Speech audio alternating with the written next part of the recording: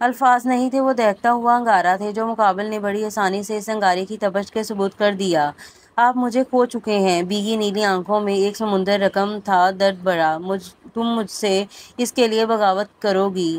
مرد تھا، تبھی اس بات نے اس کے ضمیر کو للکارا تھا، تبھی اس کے پیٹ کی جانب اشارہ کرتے مقابل کھڑی اس ذات کو اپنے قریب کیا۔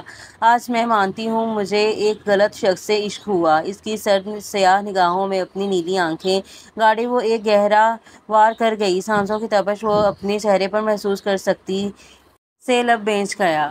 2 لمحہ لگے تھے اسے سمجھنے میں، یہ وار کہاں ہوا تھا، اس کے الفاظوں کا یہ گہرا وار کس گہری جگہ جا کر چوٹ پہنچا چکا تھا۔ مگر مرد تھا، جبڑے سے پکڑ کر اپنی نگاہوں سے اسے چیلنج کرتے اگلے ہی پل ایک جھٹکا سے چھوڑ وہ کمرے سے باہر نکل گیا۔ ہمیشہ کی طرح اس کا ٹھکانہ گھر سے باہر شور بھری دنیا میں گم ہو جانا تھا، مگر اس کے قدم تھامے سامنے ہی اس کے تایا رنجیدہ نگاہوں سے اسے دیکھ رہے تھے۔ پارسا دل چلو۔ شیر دل کو نظر انداز کرتے وہ پارسا کی جانب بڑھے، اس کا ہاتھ تھام کر وہ باہر کی جانب جانے لگے تھے جب ان کے قدموں کو شیر دل کی آواز نے روک دیا۔ اگر ایک اور قدم تمہارا آگے کی جانب بڑھا، میں خدا کو حاضر ناظر جان کر کہتا ہوں پارسا شیر دل، میں تمہیں ابھی اور اسی وقت طلاق دے دوں گا۔ شفافیت سے لفظ کرتا وہ صوفہ پر جا کر بیٹھ گیا، جبکہ وہ ساکھ نظروں سے کبھی اس شخص کو دیکھتی جس کے لیے وہ اب تک اپنوں سے لڑ گئی تھی، اور ایک جانب اپنے باپ کو جو اسے آج کسی بھی صورت لے کر جانا چاہتے تھے۔ وہ کس کا ساتھ دیتی اس بے حس کا جو اسے ہر بات بری طرح ٹھوکر مار دینا چاہتا تھا، جب چاہتا تھا کسی پھول کی مانند رکھتا، جب دل چاہتا کانٹا سمجھ کر خود سے جدا کر دیتا۔ پارسا یہ کیا طلاق دے گا تمہیں؟ میں خود تمہیں طلاق دلواؤں گا، یہ اس قابل ہی نہیں، میں نے رشتہ ڈھونڈ لیا ہے تمہارا۔ وہ حیرانی کی مورت بنی اپنے باپ کو دیکھ رہی تھی، وہ اتنی آسانی سے اتنی بڑی بات کر رہے تھے۔ بس بہت ہوا، ابھی اور اسی وقت میرے گھر سے نکل جائیں، طلاق دوسرا حل ہے میری شفقت سے۔ آپ کی بیٹی واقف ہے، میں اسے اپنے ہاتھوں سے مار دوں گا کسی اور کا ہونے سے پہلے۔ پارسا کا ہاتھ مضبوطی سے جکڑ کر وہ اسے اس کے باپ سے دور کر گیا، جبکہ وہ کٹی ڈال کی طرح اس کی جانب کھینچتی چلی آئی۔ ذہن میں کوئی ہتھوڑے برسا رہا تھا، وہ کیوں تھا ایسا؟ محبت دیتا تھا تو اسے آسمان پر بٹھا دیتا، اور نفرت وہ ایسی کرتا کہ اسے اپنے وجود سے گھن آنے لگتی۔ کیا اسے اس کے وجود سے جڑے اس دوسری سانس لیتی زندگی کی پرواہ واقعی نہ تھی؟ وہ بے حسی کی مثال تھا۔ پیٹ پر ہاتھ رکھے وہ بے ساختہ اس جان لیتے اٹھتے درد پر کرا اٹھی۔ شیر دل جو سامنے کی جانب متوجہ تھا، اس کی سسکی پر بے ساختہ اس کی جانب مڑا، جو پیٹ پر ہاتھ رکھے زمین پر بیٹھی تھی۔ چہرے پر درد کے آثار نمایاں تھے۔ دل اسے زمین پر گرتے دیکھ کر شیر دل لمحہ میں فاصلہ مٹاتا اس تک پہنچا۔ وہ کیسی ہے؟ ڈاکٹر کے باہر نکلتے ہی شیر دل ان کی جانب لپکا۔ وہ ٹھیک ہے، مگر میں نے اس دن بھی کہا تھا وہ کمزور ہے، ان کا خاص خیال رکھیے۔ اس کنڈیشن میں اگر آپ سب نے سیریس نہیں لیا تو جو ہوگا آپ لوگ اس کی ذمہ دار ہوں گے۔ ڈاکٹر کے ذرا سختی سے کہنے پر شیر دل لب بھیج گیا، وہ اس کی ہی وجہ سے اس جگہ پر پہنچی تھی۔ کیوں تھی اس کی ذات ایسی؟ آخر کیوں وہ اپنے نزدیک لوگوں کو اس قدر اذیت دیتا تھا کہ وہ موت کی جانب چلے جاتے تھے؟ کیا وہ ہوش میں آ گئی ہے؟ یہ سوال شیر دل کے ساتھ کھڑے پارسا کے والد کا تھا، جس پر ڈاکٹر سر ہلا کر آگے بڑھ گئی۔ میری بیٹی کے ارد گرد بھی مت بھٹکنا شیر، میں جان لے لوں گا تمہاری، اپنے رتبے کا ہی کوئی خیال کر لیتے۔ وہ شدید غصہ اور ضبط کے باعث بولے، تو کیوں نہیں روکا تھا اس نام نہاد میرے باپ کو؟ کہا تھا میرا وجود نہیں اس قابل، وہ مر جائے گی۔ بتایا تھا نا آپ کو نہیں ہوں میں اس کے قابل، تو کیوں زبردستی کی؟ کیوں کہا کہ اسے اپنے ساتھ اس گھر سے دور لے جاؤ؟ دیوار پر زور سے ہاتھ مار کر بولتے شیر دل نے خود پر بمشکل ضبط بٹھایا، تم سے یہ نہیں کہا تھا کہ میری بیٹی کی جان لے لو؟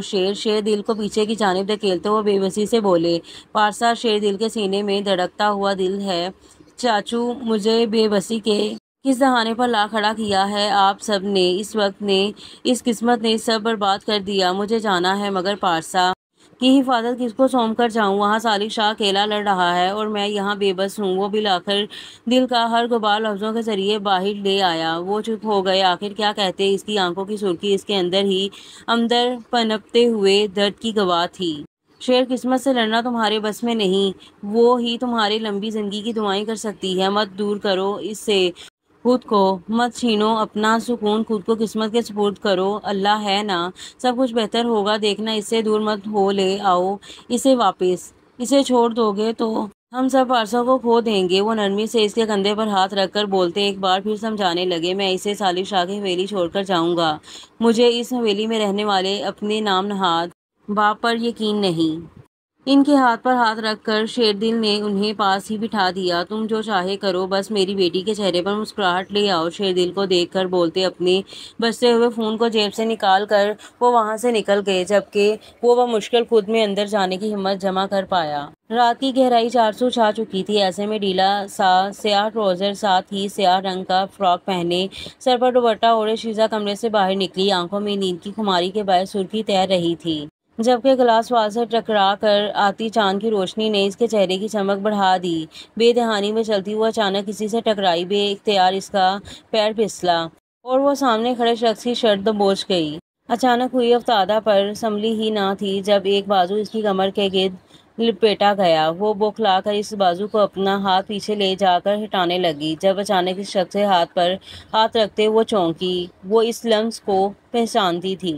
ذاکوان، سرگوشی کی صورت الفاظ نکلے۔ چھوڑیں، وہ اس کی خوشبو سے اس کی موجودگی پہچان گئی، تبھی اس کی گرفت میں مچلنے لگی۔ تم سگریٹ کا دھواں تھوڑی ہو جس کو چھوڑ دوں، تم سگریٹ کی مانند ہو، جب تک مجھ میں پوری کی پوری نہ اتر جاؤ تب تک چھوڑنے کا سوال ہی پیدا نہیں ہوتا۔ بیوی، گرفت مضبوط کرتے ذاکوان نے اسے پوری طرح خود سے لگا لیا، جبکہ اب شیزا بھی اندھیرے میں تھی۔ پوری طرح اس کے جواب پر اسے سخت شرمندگی ہوئی۔ وہ اچانک بری طرح بوکھلائی کیونکہ ذاکوان کا ہاتھ رینگتا ہوا اس کی گردن تک پہنچ چکا تھا۔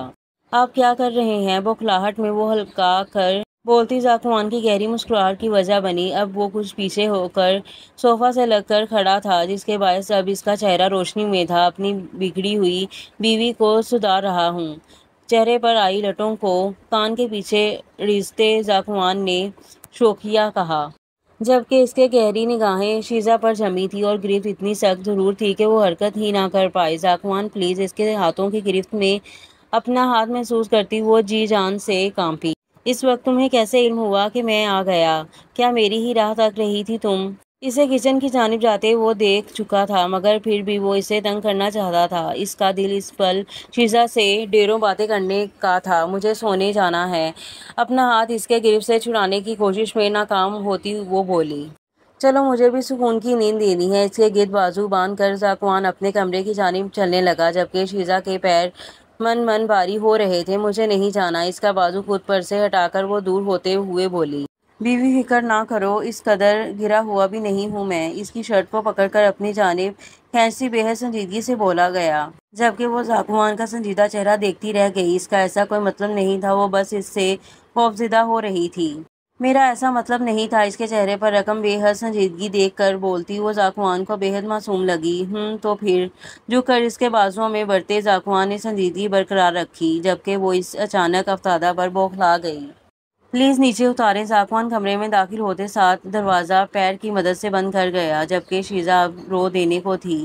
ذاکوان کے سامنے اسے اپنا آپ بے بس محسوس ہوا۔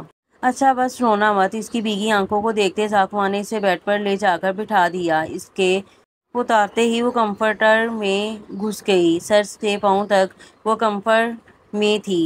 وہ اس کی تیزی پر مسکرائے بنا نہ رہ سکا۔ جھلی بیوی، جھک کر کمفرٹر کے قریب ہو کے بولتے ذاکوان نے اسے ایک اور بار چھیڑا اور پھر ہٹ گیا۔ وہ اس کی سانسیں خشک کر ہی چکا تھا۔ کچھ دیر بعد فریش ہو کر چینج کر کے باہر نکلتے ذاکوان نے اسے یوں ہی کمفرٹر میں ڈوب کے دیکھا۔ اس کے وجود پر نگاہیں گاڑے وہ دوسری سائیڈ آ کر اس کے قریب ہی لیٹ گیا۔ شیزا نے بھاگنے کی کوشش کی، مگر وہ اس کو سینے سے لگائے بالوں میں انگلیاں چلانے لگا۔ ریلیکس، کان کے قریب سرگوشی کرتے ذاکوان نے نرمی سے کہا، اور پھر وہ کتنی ہی دیر اسے پرسکون کرنے کو انگلیاں چلاتا رہا، یہاں تک کہ کچھ ہی دیر میں اس کی بھاری سانسوں نے اس کے گہری نیند میں ہونے کی تصدیق کر دی۔ تب جا کر ذاکوان نے آنکھیں موندیں۔ آج بہترین نیند آنی تھی، کیونکہ وہ من پسند وجود اس کے پاس تھا، بے حد قریب اس کے حصار میں۔ دل کیا کر رہی ہو؟ لڑکھڑاتے قدموں کے ساتھ پارسا کو کھڑا دیکھ کر شیردل اچانک اس کی جانب لپکنے لگا، جب وہ اپنی کلائی پر پاس پڑا کٹر رکھ گئی۔ آگے مت بڑھیے گا شیردل، بھیگی سرخ آنکھوں سے اسے دیکھتی وہ چیخی، جبکہ اس کے یوں چلانے پر وہیں رک گیا۔ کیا کر رہی ہو دل؟ وہ لگ جائے گا تمہیں۔ وہ اس پل بے بسی کی انتہا پر تھا۔ وہ اس پل کی شیر دل کی کیفیت سمجھ ہی نہیں سکتی تھی۔ لگ جانے دیں، آپ کو کیا فکر، میں مروں یا جیوں، میرا بچہ رہے یا نہ رہے۔ وہ اس قدر زور سے چلائی وہ ضرب سے مٹھیاں بھیج گیا۔ پارسا دل ضبط مت آزماؤ میرا، پھینکو اسے نیچے ورنہ مجھ سے برا کوئی نہیں ہوگا، سخت لہجہ میں بولتا شیر دل نے اپنا ازلی انداز اپنایا۔ آپ سے برا کوئی نہیں ہے شیر، کوئی بھی نہیں۔ کٹر کی گرفت بڑھاتی وہ درد سے چلائی۔ پارسا خودارا لگ جائے گا وہ بے بسی کی انتہا پر تھا۔ اس کا بس نہ چلا کہ وہ اس کٹر کو ایک پل میں اپنی زندگی سے الگ کر دے، مگر نہیں، وہ اس پل کچھ بھی سننے پر نہ تھی۔ کیوں یہ جھوٹی فکر دکھا رہے ہیں؟ محبت نہیں آپ کو پارسا سے، میں نہیں ہوں دل آپ کا۔ آپ ایک جھوٹے انسان ہیں، محبت نہیں کرتے آپ مجھ سے محبت۔ بری طرح سے روتی وہ اس پل شیر کو اپنے آپے میں نہ لگی، جبکہ بازو پر زور پڑنے سے کچھ حصہ پر کٹ لگنے سے خون بہنے لگا تھا۔ پارسا دل، میں عشق کرتا ہوں، تم سے عشق کرتا ہوں، پلیز۔ گھٹنوں کے بل زمین پر گرتے شیر دل نے اپنا آپ آج اپنی بیوی کے سامنے جھکا گیا۔ وہ جو کبھی کسی کے سامنے نہ جھکا تھا، اپنی بیوی کے سامنے جھک گیا۔ جس کو اللہ نے اس کی قسمت میں لکھا تھا وہ اپنی محبت کے سامنے ہار گیا۔ وہ گڑ گڑا رہا تھا، وہ اپنی زندگی سے اس کی زندگی مانگ رہا تھا۔ شیر دل جو ہمیشہ دوسروں کو جھکانا جانتا تھا، آج اپنے دل کے لیے گھٹنوں کے بل گر کر اپنی محبت اس کے قدموں میں ڈال گیا۔ جبکہ اس کے ایسے اعتراف پر وہ سکتے کی حالت میں اسے دیکھے گئی۔ کتنے پل وہ خاموش رہی، جبکہ کٹر ہلکی ہوتی گرفت کے باعث زمین پر گر گیا۔ اور یہی وہ لمحہ تھا جس کا شیر دل انتظار کر رہا تھا۔ اور یہاں پر ایپیسوڈ کا اختتام ہوتا ہے اور ملتے ہیں اگلے ایپیسوڈ میں۔ تب تک کے لیے دے مجھے اجازت، اللہ حافظ۔